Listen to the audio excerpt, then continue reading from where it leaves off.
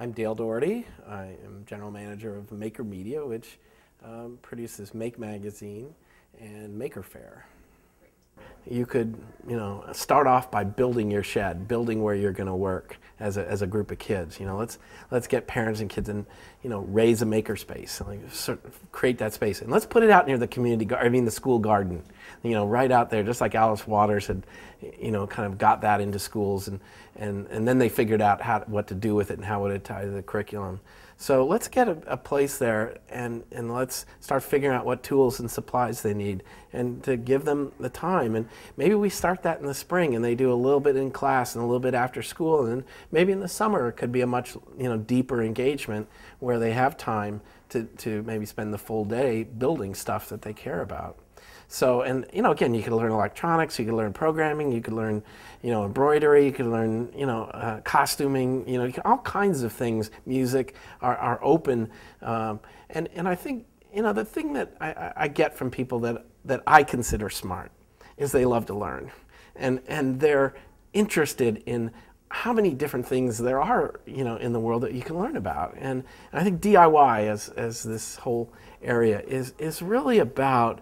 It's that you can learn to do anything. And once you kind of build a certain degree of confidence in how you learn and what approaches, what tools you use, whether it's books or whether it's, experiential, that confidence to learn anything is really what I think education ought to be about. And I'm as interested in the kids that don't learn well today in traditional schools, because I think they're defined often by deficiency. They're not good at math, they're not good at reading. And we just reinforce that deficiency instead of defining them by their capabilities and what they're good at and what they can do, because I think that gives them a way forward to build on what their capabilities are and extend them into areas, and then they can deal more confidently with any deficiency they might have. But often the way we structure that stuff defines the deficiency. And someone told you were bad at math. That's why you think you're bad at math. You actually haven't had the experience doing it enough to get your own confidence in doing that. And if you were doing that on a bicycle repair project or figuring out the ratio of gears, things make sense to you in a real world sense that maybe didn't make sense to you in a book. And so I think that's kind of part of that ideal school, as some people have talked about, that there are different approaches to things, and there are lots of ways to learn things. It's not so much the factual knowledge. I'm as interested in the processes behind things, even the built world that we live in. I mean, how does it come to be? And what, if you wanted to change something, how would you change it?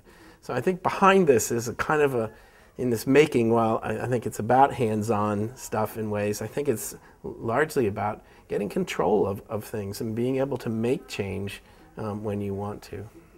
The kids, to some degree, want to get out of school because they believe the community has more to offer them than the school. And I think if we broke down a bit of those barriers and said, well, community is the school, I mean, the school is the community. Let's but often we don't want to bring someone into the school unless they're there to teach math. Well, what if someone, again, is a skilled model builder, or an architect or something? They're doing things, and we could all learn from them, and it'd be grounded in real stuff. Right?